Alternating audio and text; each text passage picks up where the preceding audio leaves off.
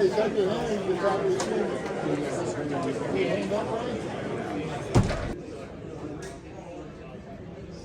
morning, tubers and connoisseurs, and look who we have here at the Union Show in Union, New Jersey, also known as the Meadowlands Show. Good morning, Igor. Hey, good morning. I see, boy, you set up today on this rainy morning. Yeah, it's my home show. It's only 40 minutes away from our office, so it's the one I feel I have to do. Very nice. It's a pretty small show. Okay. And what time did you have to prepare for this to get up in the morning? Oh, I got up at 5. 5 in the 5 morning. in the morning. Wow. Yeah, I was here, drove through driving rain. Yes. It's pretty bad in the morning, and Okay. I was here around 6:30 or so. Wow, that is early. Wow. Wow, looks like a well-attended show. Now, what do we got here today? All kinds of things.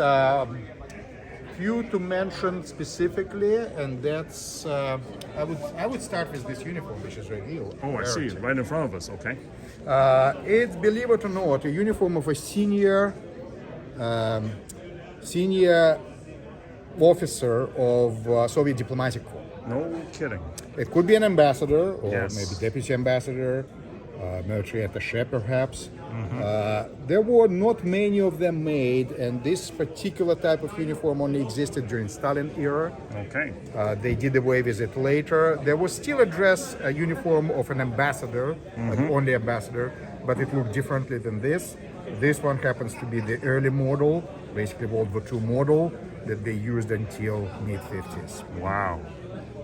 And what's most interesting, it's not just the tunic and the visored cap, both of which are very rare, but they just happen to have, almost by accident, a dagger of a senior diplomat. Oh, I see. And I that's guess. very rare and very collectible. very Interesting. collectible. Interesting.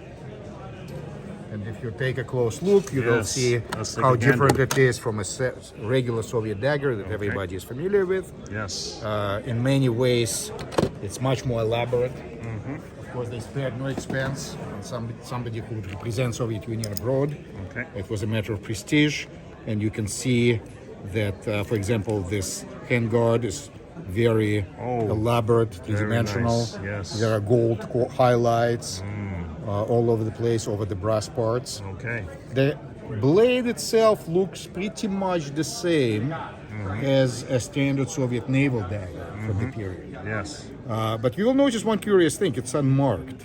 We didn't want, for whatever reason, put any manufacturer's mark or serial number on this type of dagger. We can only guess as to why, but the fact is that these daggers are not numbered and don't have date. Approximately how many were issued? There were 2 versions of them, and the numbers are approximate, of course, but the consensus is that it's about 200 in total of this type ever made. So That it's is very only rare. senior ambassadorial employees, ambassador himself, maybe the guy next to him, who would receive the right to wear this kind of dagger. Wow. You can also see that it's World War II or right after World War II, yes. just by looking at the state seal. And that, by the way, is the good rule for dating any Soviet item that has Soviet state emblem on it. You count the number of scrolls on each side of the reef, and each scroll represents one republic in the Soviet Union. I see. Now, Soviet Union, as we know, acquired some extra republics by conquering territories of Latvia, Lithuania, Estonia. They created a new Republic of Moldavian SSR. But those were only incorporated in the state emblem after the war. So the World War II Soviet emblem still had the old number of republics, which was 11, including the main one, Russian Federation. So if you count the number, this is what you have: 5 on one side, 5 on another, 1 in the center, which stands for Russian Federation, and that makes a total of 11. So we know this way that this was produced no later than around 1946, perhaps. And what are the materials? Well, the handle, Yeah. the grip is in Bakelite plastic, and this was again standard for the Soviet daggers of the period. Looks ivory. It looks like ivory. It's meant to imitate ivory, but ivory was just too expensive to use. Wow. Even on higher-end daggers, on generals' daggers, on daggers and swords issued to generals, it was always this kind of material. Wow. You can see that the leather which wraps the scabbard is very grainy. This is typical of very early production. I normally see it on daggers that are dated no later than 1945 for the Navy. Yes. And of course, this palm fronds or whatever you call them, crossed leaves. Yes. They are again diplomatic insignia. This is what you find on diplomatic collar tabs. I see, and just like what we see on the hat here. Exactly. Yeah, diplomatic insignia. Wow. Very unique piece in my opinion. It's beautiful. And of how course- much are we talking about here? It's very nicely preserved. Well, the dagger itself is $12,000. Okay, gotcha. To give you a comparison idea, a World War II Navy dagger from the period would be around 1,000, maybe 1,500, if it were dated and in really nice condition. Okay. Of course, the very early ones maybe cost more, but a typical 1944-45 Navy dagger would be about that. And this one, in my estimate, is about 100 times more rare, Wow. Wow. if not 200 or 300 times more. Wow. And of course, we can get a typical SS chain dagger for a similar price, but it's not as rare as this one. No, there were many more officers in SS than Yes, of course. top-level Soviet diplomatic corps That's right. officials. And look at the condition, yes. And how much would the hat and the tunic be? I would like to sell the tunic and hat together, even though they are from slightly different period. I'm pretty sure they came from the same man, in all likelihood. Yep. I acquired them from the same collection. The hat is World War II vintage or immediately thereafter. Again, by counting the number of republics on the emblem, Yes. you can see that there are 11 altogether, so it cannot be much later than World War II. And the main emblem here, the head badge, which is very unique, by the way, for diplomatic corps. Yes. Again, there are only 11 republics. Wow. Beautiful. So it's a World War II hat, essentially World War II hat. Okay. It's unmarked as far as the date of the of manufacture. There is a manufacturer's mark, but not the date Yes. on the liner. It's very nicely made, as you would expect for a high-end Soviet official. Wow. Leather band, very nicely done, very nicely Beautiful sewn. You can see condition. that this part, which got a little wavy because of the shrinkage of the material around Yes, it, yes, which yes. occurs naturally. That's But the gold part is actually bullion wire. Yes. They spared no expense here. That's right. This Wow. man would represent Soviet Union, and they wanted to put the best show. Wow, what a historic piece. Early So- Cold War, Very early Yeah, Cold yeah, War. You can yeah. say World War II, essentially. essentially. So Okay. somebody who represented Soviet Union at international conferences immediately after the war. Yes, yes, nice, nice. So this would be one piece, and the other one is tunic, of course. Tunic is a little bit later. When you look at the emblem here, what do we see? 1, 2, 3, 4, 5, 6, 7, 8 scrolls on one side and 7 on the other side. 15. And that makes a total 15 here plus 1 in the center. Don't forget Yes, the yes. important part, Russian Federation, Okay. the one that rules them all. And that makes 16. 16, They had gotcha. 16 republics until 1955. Okay. In 1955, a couple of years after Stalin's death, Soviet leadership realized that they have no longer that they are no longer interested in Finland. Finland was a target; it was in crosshairs. It Yes. was an easy enough, so they thought, neighbor to acquire. They attempted that in 1939, 1940, and that's when the Soviet Union created a new republic, which was on the territory. Much of the territory of it was ceded by Finland, and it was Karela-Finn Republic. And the idea was probably to go on and continue conquest and make it a Finnish republic eventually. Wow. It never happened. By 1955, Soviet Union was behind in the weapon production and weapon race. They did not have the delivery methods. They did have nukes already, but not the delivery methods that NATO had, that Americans had, or British. And therefore, they realized that they're probably not up for a major war, even Finland. And they decided that there was really no purpose for Karela-Finn Republic. It was abolished. It became autonomous republic, which is still a part of Russia. But that's how 16 Republic emblem became 15 Republic. And the more familiar common Soviet state emblem that you see on most of the Soviet flags, generals' uniforms, buttons. Are these 50, the emblem is 15 republics. So this one is early. It's no later than the 50s, most likely Stalin era. Also, important point is that Soviet diplomatic corps uniforms were largely abolished in the mid-50s, soon after Stalin's death.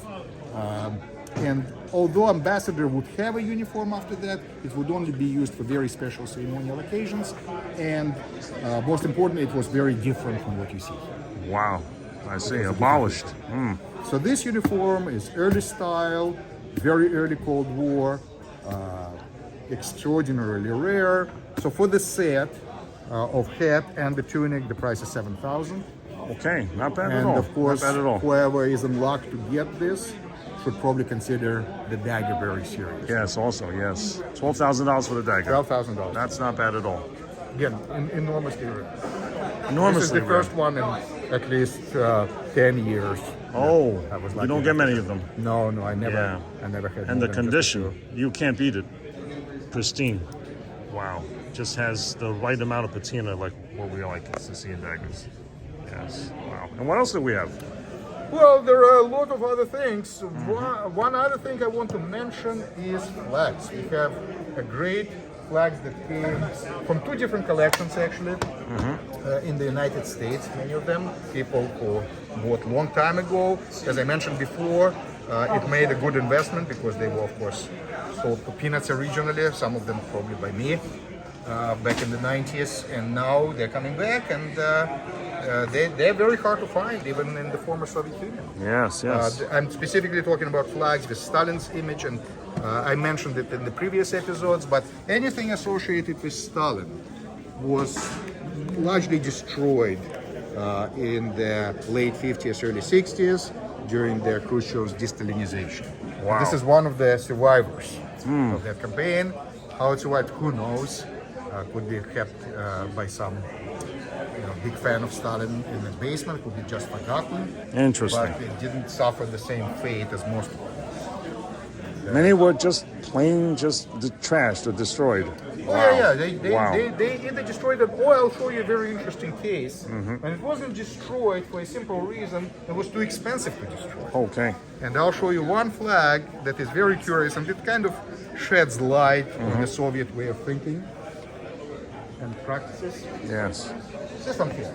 Okay. Flags Oh. of this type were typically given to enterprises or teams of workers for outstanding results. Wow. They would beat somebody in the industry. I see. Everybody else, I mean. Productivity. For outstanding productivity compared to everybody else. Wow. And for that, they were awarded with what they often call transferable red banner, meaning the honor belonged to this particular enterprise on that specific year. 1973. And for that specific year, that enterprise would be awarded, and the next year it would be some other place that would receive similar flag. Wow. So this is how typical award flag looks, and this is it says what ministry awarded it. Ministry of Agriculture of the USSR, Central Committee of the Trade Union of Agricultural Workers. So it's a high-end banner, and this one is, you see the year on the other side. Yes. So this one is fairly, I wouldn't say late, it's still much earlier than many other Soviet flags being Yes, from yes. 1973. It's nice actually to have a specific year. You see an image of Lenin, which is very standard. Of course, no Stalin at that time already in 1973. But if you look at something that's earlier, a curious thing happens.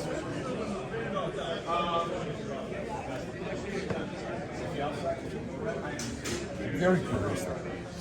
It's another one of the late. Okay. Oh, just beautifully made. Beautifully made. Wow. Again, they did the best they could. There are still differences between the late and earlier ones. Earlier ones happen to be even more elaborate. Wow. And in many cases, they used gold wire, silver bullion wire. Yes, Oh, look yes. at this one. This is very curious. Oh, this is Like, nice. first of all, look at the Very emblem. nice. The emblem is of Russian Federation, not Oh, of the Soviet boy. Union. Yes, yes. And you see how beautifully it's made, very three-dimensional. It's actually better than what you usually see on later vintage flags. Yes, The yes. three-dimensional aspect of it. Oh, The yes, yes. grain, Wow, wow. Look at ears the of grain are embroidery. all very raised. Yes, yes. The edge of the emblem. Now, Russian these are- Confederation yeah. emblem means that it was issued specifically by some ministry or to an enterprise in Russian Federation. It was on behalf not of the central government, but the government of Russian Federation. Each Soviet republic had its own executive government. Nice. So here we have inscription that it's from the Central Committee of Trade Unions of Workers of Retail Industry. And it specifically names what trust received the banner. It says that they won competition among enterprises in socialist competition, what they called it. And look at the back. Yeah, and double-sided. What are we Oh, missing here? wow. Ah, I There see. was something here that is no longer Yes, there. yes. Uncle Joe. Absolutely. Yeah. Look, Uncle Joe look used to at be the here. Yep. standard flag with Uncle Joe's Yeah. image. Joe was here. And you will immediately recognize that it was an image, Yes. joint image of Lenin and Stalin. Very carefully Just like here. removed. Carefully Very removed. carefully removed. Yep, yep, So yep. Stalin was no longer politically correct, and they yes. couldn't undo just Stalin's portrait and leave because it would look odd, incomplete. So they decided, well, a simple solution is just to take off both of them, just in case. And inscription 2 once said that this is under the banner of Stalin. They removed part of the inscription here, where it says under the banner of Lenin, and guess what? Word is missing, Wow. but you can still see the Wow. outline of it. It used to say Stalin. It's interesting. They did not try to steam it out. It was probably just impossible to Oh. really completely remove any trace. Possible, yeah, yeah, without damaging it, yeah. So it was a simple decision. Well, why don't we display this flag sunny Yeah, side up? yeah, They yeah. probably hid the other side of it when That's they right. displayed it somewhere on the wall of an enterprise. Wow, They couldn't fantastic. just destroy the flag because it was awarded just once for special achievements. It was Yeah, their yeah, history, and of course it was held in place of honor. It's just that Stalin was conveniently removed. Yes, nice. Very nice. Very cool to see the ghost. And to continue our journey into Soviet flags, here's a very special early flag, and this is how the very early Soviet flags were made. And Wow. the ones from 1920s, they're extremely rare. Wow. Oh, look One at the- side look is at the blank, age the on other it. Yes, side, yes. however, is very elaborate. Oh, yes, You can yes. see this metallic wire that I mentioned. The right side up. Yes.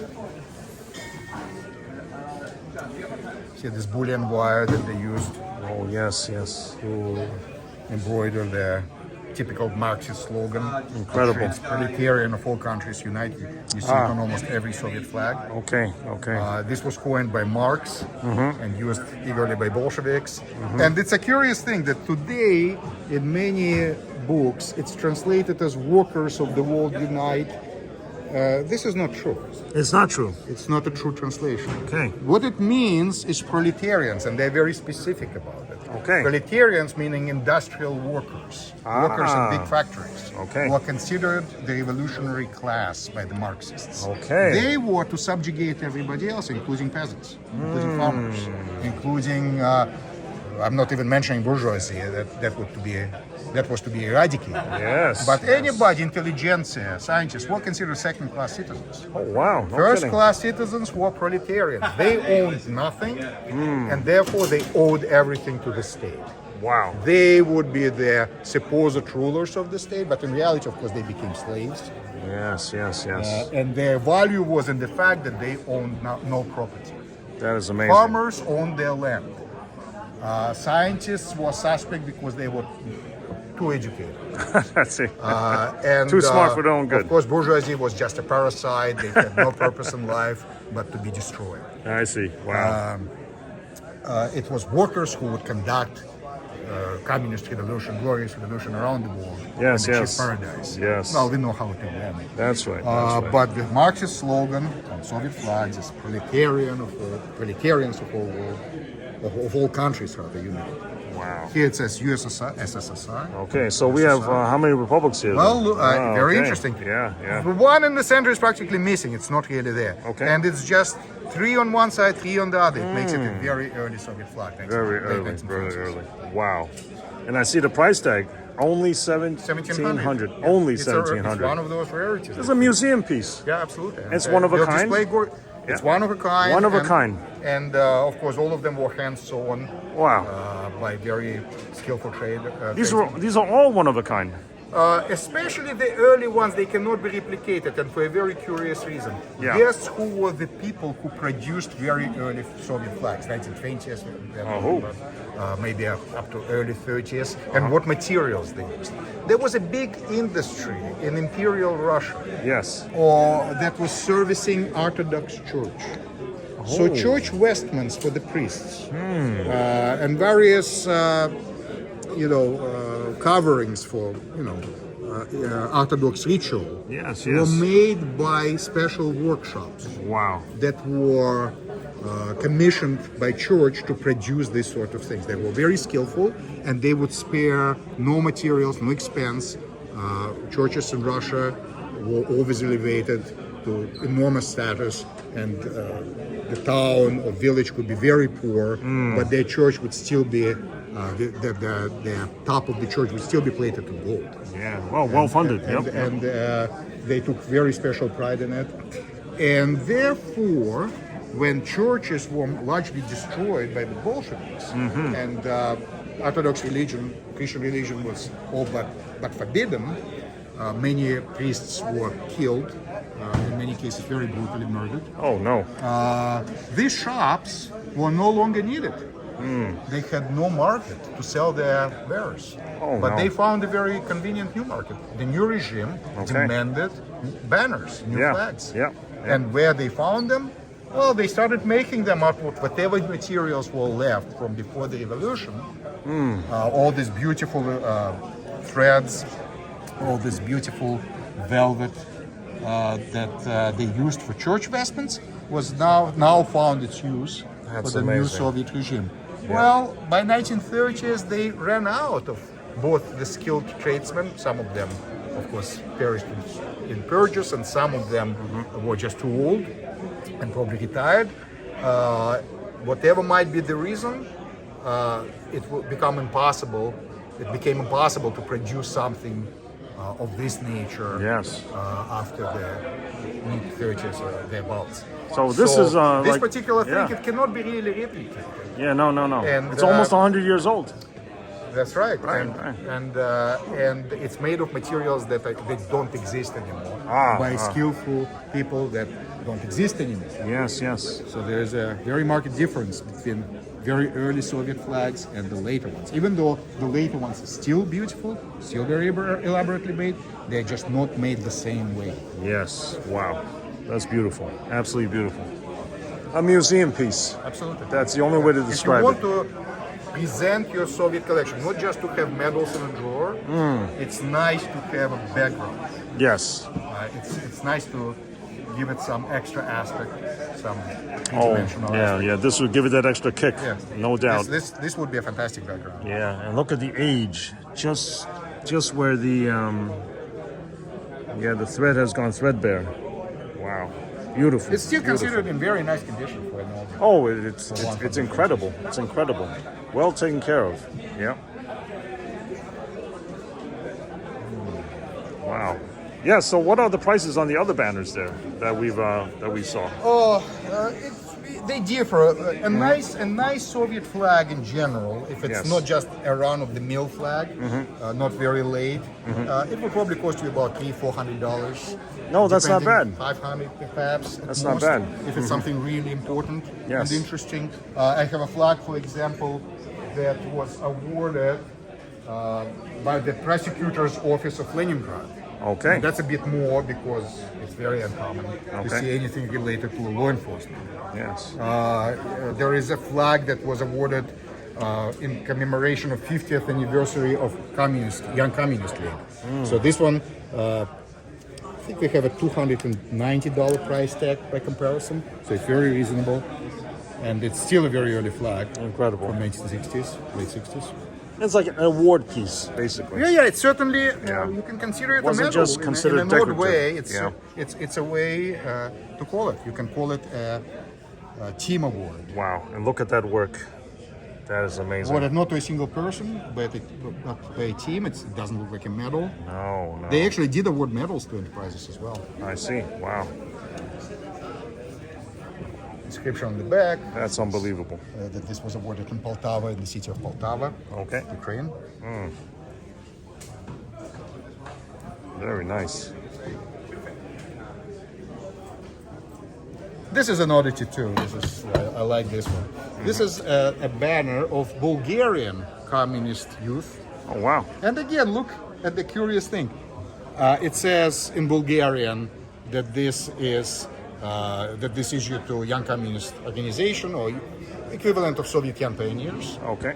And it says that they are ready to fight for their cause. Only here it doesn't say Lenin as typical for the Soviet flag of this nature. It says for Dimitrov, the Bulgarian communist leader. Interesting. And Wow. of course, not to be missed, Lenin and Stalin. But look what happened to Stalin's. Oh, wait a minute. It almost looks like they tried to remove it. They at try some to remove point. it, right? Right. Yep. Be ready. Yep. And then they just kind of gave up. That's Probably became impossible. They tried to remove this layer, and of course, it left a very clearly visible shadow. interesting. Interesting. But again, the same case. So the flag is certainly from the, I would Wow. say, of course, post-war period, from communist Bulgaria, late 40s, early With a pole 50s. top too. Wow. Very nice pole top. Yeah. That is This could very serve nice. nicely as a Soviet pole top as well, but it clearly belongs. Oh yeah. Wow. With the pole. With the With the pole. pole. Yep. That's what I call complete. So Bulgaria, not the most sought after, but also an oddity. Oh yeah. Wow. Yeah. See every day. And needless to say, that's rare. That is rare. And I would also want to touch just briefly on Soviet naval flags. We have an example of it here. Okay. This is a commissioning pennant of a Soviet warship. Oh wow. Not a huge one, but not a small one by any measure either. Maybe Commissioning pennant. Maybe Wow. a destroyer or a cruiser. Okay. By its size. Okay. And you can see the construction of it and material it's made of. Completely it's different beautiful. from Yep. civilian flags. Yep. Not silk as you typically see, or artificial silk Yes, that they yes. used in the late years. Yes. Not the velvet that they use for award flags typically. yes. But it's made of bunting. It's a wool material that is meant to withstand elements. That's right. So it can fly Strong for a material. long time. Yes. It's unfortunately prone to moth damage. Moth just loves it. Right, that's right, So when yep. you are selecting a Soviet flag, naval flag, be sure to check it for moth bites. Oh yeah. Oh, it's beautiful. I don't see any moth holes. Yeah, this one is in excellent condition. Excellent. Yes, excellent. You can see here, it's not always the case, but oftentimes there's a date of manufacture, especially for larger flags. Yes. And on the other side, trademark or quality control mark. In this Okay. case, it's quality control. Nice. This nylon rope is common to flags from the 70s and 80s. The very early ones from the 50s of World War II had the rope made of hemp, Yes. Okay. natural. So it's much grayer, it feels differently. Yes. And you can this way tell immediately if the flag is very early or not. This one happens. Very later, nice. later issue. Very nice. Very nice. So, speaking of flags, that's at least most of what I wanted to show. There are very some good. Yes. foreign ones, and you can continue on and And on. please and on take forever. us to the rest of the table. Yeah, briefly. Okay. Yeah, we got a set of copies here. Well, we have copies, of course. Never. Yep. Good to study though. Absolutely Excellent to study. Also, excellent good study. thing for reenactors. You can't even imagine the sniper's badge. It's a copy. Incredible. It's a fairly well-made copy, as Yes. copies go. Yes. And we sold them to reenactors in pretty significant numbers. Oh, Or okay. people who just want to display a uniform, don't want to use the Hero original. Star too. Hero Star, yeah. This one is made of 23 karat gold. No kidding. No It's kidding. it will fool most people very easily. Yes. And how much would that be? It's just whatever is gold value, Gold value. plus very small premium. Original would be $10,000, of course. Yes, of course. Depending on who was awarded with it. This one is curious. It's a copy made. copy? Yeah, of the first class. It's not even a very uncommon badge, but it was Certainly uncommon in 1970s, before the Soviet Union collapsed, before the wall came down. Right. In 1970s, 80s. So it was probably made during that period, because later it would make no sense. It's a very inexpensive badge. And this is a fake. This is certainly a fake. Wow, that's nuts. Soviets never used this kind of attachment. Yes, the clutch back, yes. You see it on policeman badges from Very nice. made in the United States, but you never see it on any Soviet period badge. I see. Some are fantasy pieces here, and some are very well made replicas. We will talk about we will continue to talk about Soviet campaign medals and our shows. Oh yes, in future episodes. Yes, Yes, of those. absolutely. I notice you always come across like various other countries' militaria. Yeah, it's During your it's trade. impossible to predict what may happen. Sometimes I have Yes. to buy a collection, and collection consists of Yes. mainly Soviet things. So you my will focus. buy German collections. Yeah, occasionally. Gotcha. yes. Okay. Yeah, you're open. Or You're even, open to all. We find strange things, like for example this Japanese sword. Oh my God. Oh, Take a close look. It's more than it seems. I see. We showed it to a few experts at their show of shows Yes. in Louisville, and they were impressed with it. Of course, the scabbard is later. Yes, yes. But the sword itself is 17th century. That's right. That's right. Wow. Tsuba, the handle, all Yes. original. What we call the Shark Edo skin. period in of Japanese Yep. history. Yes. And who knows, it may well be a signed blade. We don't want to disassemble it. Yes. because Yes. we can That's accidentally right. destroy we can the see sandal. the tang. Wow. Yes. Yeah. World War II mounts. That's amazing. Yes, we can tell if we look very closely that the blade is handmade, folded over 20 times approximately, ending up in about 30,000 layers of steel. That's The incredible. amount of work that went into producing. Yes, This yes. was somebody's treasure, somebody's It was somebody's family blade. heritage. Yeah. Yes. That is fantastic.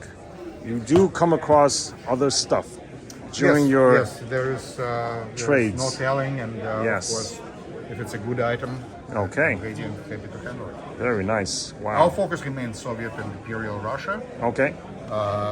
not so much modern Russia. I have no interest in it, Oh wow. Yes. but Soviet part and Imperial part, they keep me pretty busy. Beautiful. Oh yes, I'm a tanker myself. So what do we have here? Well, this is an award to an officer of a self-propelled, of a small self-propelled tank unit. Oh, yes, And yes. if you look at what was his combat vehicle, it's a self-propelled artillery. They were considered part of a tank corps. And this is a very unfortunate thing to drive. This is a Soviet self-propelled gun that was sort of a war expediency. The designer actually was persecuted and shot No for kidding. designing this monster, which was terrible in many aspects. It very easily caught fire. It used 2 truck engines because one wouldn't be sufficient. Both of them were gasoline engines, very easily caught fire. It was not well protected. The crew were almost sitting ducks. You can see that the turret has opened up. it's exposed, right? It's completely exposed. So it was a terrible weapon, but they had nothing better. So this SU, and this is specifically what his regiment used and what he drove, was unlucky enough to use that. And interestingly enough, he did survive. Soviet tankers, and that's why awards to tankers are pretty uncommon. They were the prime targets. Soviet Yes. tanks were magnets for every German weapon Germans could throw at it. From specially designed Henkel airplanes that was specifically made to bust Soviet T-34s, to sometimes naval guns. They actually used naval warships No to kidding. bombard Soviet tanks whenever they came in range. There are a couple of famous cases in the Baltics when Russians were careless to come close enough for the German Navy to come into play. And of course there were Panzerfaust, and of course there were other means. So anti-tank artillery. So tanks were usually not likely survivors. Yes. That's why even though the Soviet Union used a lot of tanks, they didn't have many survivors. Oh wow. So awards to tankers are not common at all. compared to maybe artillery, or signals, or some other services. Right, 'cause infantry just was immense in quantity. Right, So right. You do see End up those, getting but killed. tankers are hard to find. Yes. Now, this award is related to it? Yes, it's Order of Alexander Nevsky, and how we know that this is to this fellow is because, as I mentioned before, every important Soviet decoration had a serial number on it. And by the serial number, you can find out who was awarded, name, rank, date of birth, and go on and find out from open sources. Yeah, citations. Exactly, and this is what you see here, citations. That is beautiful. For this specific individual, you can see what he did, how he earned his Order of Alexander Nevsky, which was a hard award to get. There were only 47 or so thousand issued in total. May sound like a big number. No, it's not really, it's not considering really, that Soviet military consisted of maybe 6 million people, Yes. 7 million people at any given time. And it says here that this was actually for the crossing of the Oder River. Germans built a massive defensive line there. This was their last barrier before Berlin of importance. And they put a lot of hopes in holding on, and it was very difficult to break through. Some of the worst losses Soviet army suffered was in that last few months of the war. That's beautiful. And they were trying to finish the war and get to Berlin.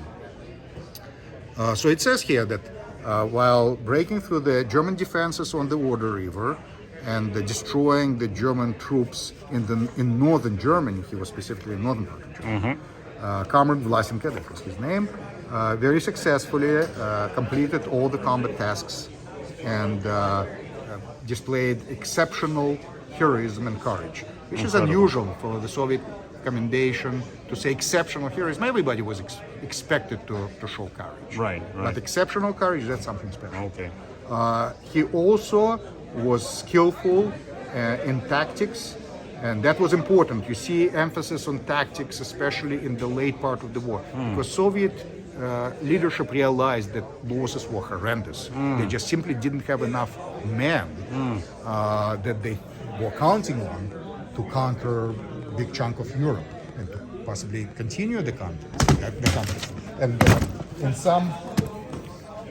some cases, Germans confirmed that Soviet army changed dramatically by the time it reached Berlin. Yes. Their old cadres were gone, and they had to draft a lot of people from Central Asia. Many of them couldn't even speak Russian, had no training, but that was what they had to do. So anyway, it became important for a commander to protect his men, to spare the men. So it was especially important in an offensive operation to conduct it in such a way that his unit would suffer minimal losses. Soviets still didn't care very much about equipment. It was the personnel that they needed to preserve because they were running out of men. Right. The war had bled the Soviet Union to black and white. So it says here, it continues on with the commendation saying that he was in constant contact with the rifle units that he supported, and he made sure that he knows exactly where enemy strong points are, and he opened fire with 75 with his guns, with his self-propelled guns. The battery that he commanded was called the battery. It was a small unit, and with his battery, he destroyed 2 75mm guns, 3 armored personnel carriers, several machine gun nests, and as many as 70 Hitlerite soldiers. No kidding. And thus he facilitated the successful advance of the infantry, of the Soviet infantry. While continued to pursue the enemy, the retreating enemy, he continued to provide support while on the move to rifle units, and for his excellent conduct and correct tactics and for personal courage that he exhibited on the battlefield, is thereby recommended for an Order of Alexander Nevsky. Now you will notice that the events discussed here happened at some point in April of 1945. It took quite a while for the commander to write the commendation. Commendation is written on 17th of May 1945, after the victory. Wow, I see. Yes. That's incredible. And how much would this piece sell for? A Nevsky like this, it happens to be a fairly early version, even though it was issued quite late, but they were not issued in sequence, in numerical sequence. Okay. So this one still has a pretty low serial number, 20,000, 25,000 range. You can see that construction of it is different from the very late issues. It's more concaved on the back, and it has this very peculiar shadow of the front, country relief almost of the rays. So this is a so-called deep dish Nevsky, but even better than that, it has this country relief, which you don't find in every piece. So it's a bit more scarce than the typical standard. More familiar version, and also it's to a tanker, so there's certainly a premium. Highly desirable, yes. Highly desirable. So it's a little bit more than, and also condition is just outstanding. And once again, that's what we want. That's exactly in our what collections. we want. We want to get the best of the best. We won't regret getting. That's right. And therefore, it's $2,200. That's not. And Nevsky, that's nothing. You know, for something less interesting would be probably around 2,000, maybe even below 2,000. Oh, okay. And if the condition were mediocre, not as perfect as what we have here, perhaps even less. But a really nice one, top-notch Nevsky for fighting in Germany, for a tank officer. Incredible. 22. Yeah, early version. Wow, incomparable. It's not the first type. No, it's not. Type. Yeah, but early same type. It's still an early issue. Yeah. Third type. Yes. And once ago, comparable to the German military, we have the German cross in gold, and it'll be more expensive than that and unattributed. Yeah, every Nevsky, know Nevsky, what the guy did. Every Nevsky can be researched and used very successfully. Wow, super piece. And you can find out everything about the fellow person. Unbelievable. All right, so let's see what else you got here. Some notable items. Well, I have some award groups. I have this Order of Glory First Class, and we will have a special episode dedicated to just that. Good. That's for the Orders of future. Glory, how they were issued, what types exist, and very importantly, the first class of it, which was this medal is much more scarce than Medal of Hero of the Soviet Union, the Gold Star. It is much more scarce. There were far fewer people awarded this first class Order of Glory. To earn the first class, to be eligible, even to be considered for the first class, you had to be awarded with the second and third class. Oh, you couldn't This just was jump. sequential. No. Second class, prerequisite for the second class was the third. And what happened by the end of the war, the order was established fairly late. So by the end of the war, not many people had become eligible for the first class. So they had to literally search high and low. And in some cases, people were awarded by mistake for the second time with either third or second class.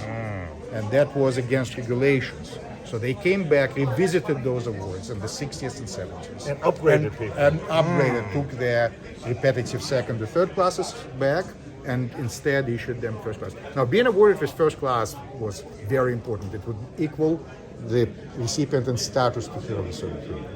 And again, there were only about 2,500 ever awarded, ever issued. And you can compare it with approximately 8,000 or so of hero stars just for World War II. Wow, only about 2,500? Only approximately 2,500. That is scarce. Okay, well, future episode, we'll discuss those in detail. Deeper dive into that. It'll be my pleasure. Wow. You got Order of Lenin there? This is Order of Lenin and Hero Star of Socialist Labor for our outstanding achievements in various Soviet industries. To the same guy. To the same person. Happened to be a girl, actually. A female. A female, and she was a collective farmer, I believe in Latvia, if I'm not mistaken. Wow. Collect the best. This is what it is all about. Yeah, you definitely want something with paperwork, and here they have two documents, the orders booklet and so-called small certificate. And to a female warrior, nonetheless. I mean, warrior of industry, warrior in the industry. Yes, she was an outstanding worker. Oh yeah, no, she not a fighter. Absolutely. There were awards to Soviet women that were combat. Okay. So this is not a combatant. Yeah. This is not a combatant. This is socialist labor. Interesting. And then you have what we got? Bulgarian? This is Afghanistan. These were made in the Soviet Union for the Afghan government, for the puppet government of Afghanistan during the Soviet war in Afghanistan. Oh boy. Awarded mostly to Afghan citizens, but some of them were actually issued to Soviets. Interesting. There was a medal that every Soviet soldier received, called from the grateful, quote unquote, Afghan people. That's exactly the name of it. And there were some others. I'll slip there. That's But awards were all made in the Soviet Union and made at the Soviet Mint, so they have many qualities of Soviet awards. And you can even say the design often copied from the Soviet. That's it. High quality. They're not as high quality in most cases as the Soviet awards, although there are exceptions. Like this, for example, here is a rarity. And this is Order of April Revolution, first model, and it's made of silver with gold plating, and enamel is on par with enamel that you typically see at Soviet orders. That's a rare piece. This one is pretty scarce. Pretty scarce, yes. Fantastic. All right. Let's see. Moving along, what we got? Well, we have some KGB awards here. KGB. Many people are interested in this subject. Oh, yes. And we have not everything, but a lot of various things from various periods, including some of the top awards, such as Honored Employee of State Security right here. Okay. And the Honored NKVD Employee from the earlier period. Very nice. This one is flipped upside down because it's extremely unusual, rare I should say, Yes. to see one of this without a serial number. Wow. Most of this, just like Soviet orders, have serial numbers, practically all of them. Yes. It's almost unheard of to see one which never had serial number. It's not the case when serial number was erased, removed. No, it never had any serial number to begin with. And you may say, well, what if it's an unissued award? Well, there's really no such thing. There was no surplus of this. Hold on just a sec. Oh, yeah. Well, we'll get a price on the flag there.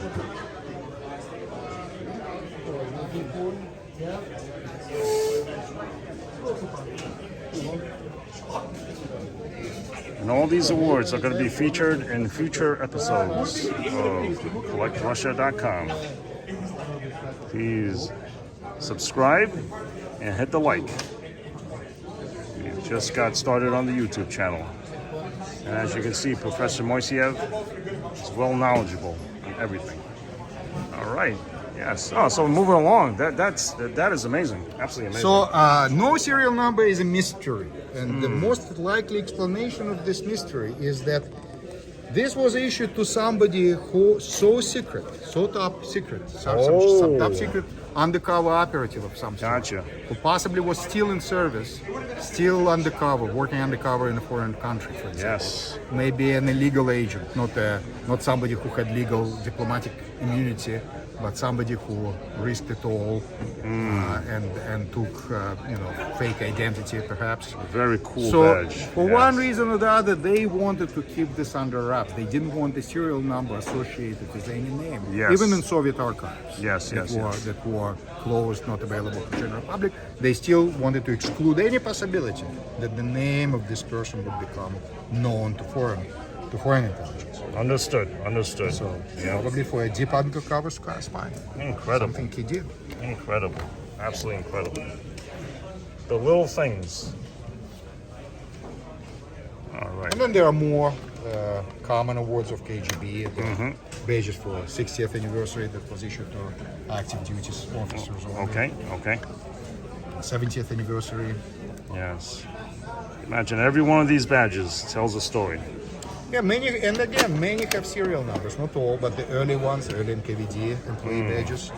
And someday those archives will be publicly available. Sooner or later. Things get declassified and released. Right. Wow. Oh, Mongolian awards. Yeah, these are Mongolian ones, including some very rare pieces. Okay, very nice. Again, practically all high-end Mongolian awards were made in the Soviet Union, and in some cases they outdid themselves. Some of the Mongolian orders, earlier especially ones, are better quality even than what you typically see for the Soviet awards. Interesting. All right. Wow.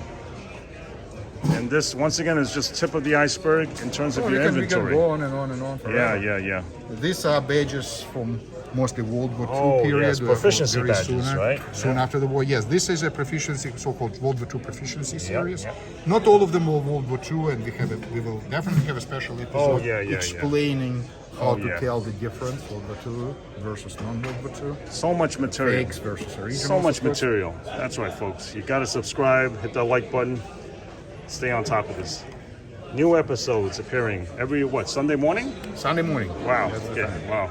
Got your work cut out for you. Try to keep the schedule up. That's incredible. Holy, wow. Daggers, Imperial era, Oh, daggers. Yes. and provisional government. Yes. Immediately after provisional Wow. government, first Bolshevik daggers. These are typical Soviet daggers that I mentioned briefly. If Yes. you compare the diplomatic dagger that I showed Yes, you, yes. you'll see a lot of differences, but there are also some similarities. The blade, Yes. the construction of the handle, the Incredible. overall construction of it. Yes. Future episodes. Yes. Yeah, it all deserves it. Incredible. And what we're looking at here, like we mentioned in the Max Show episode, it's probably just 2% of what you have in inventory. Small portion. That's incredible. Because a lot of my inventory is very bulky. Yes, bulky, yes. And you're only one man, so. And This today, particular show, just one-man operation. That's a yes. Well, it's my home show. It's only some 40 minutes or less Okay. away from driving distance from Tenerife. Yes, very nice, So very it's nice. fairly easy to get to, so I consider it my public Yes. duty to be here and meet collectors. Oh, yes, absolutely. Oh, yes. Yeah, the show is dying See, down. this is the tail end of it. Yeah, tail end of it. Yes. Well, Igor, thank you very much. Much appreciated. You're very welcome. Pleasure to see you, John. Thanks All for right, stopping then. by. So stay tuned, folks, and das vidanya. There you go.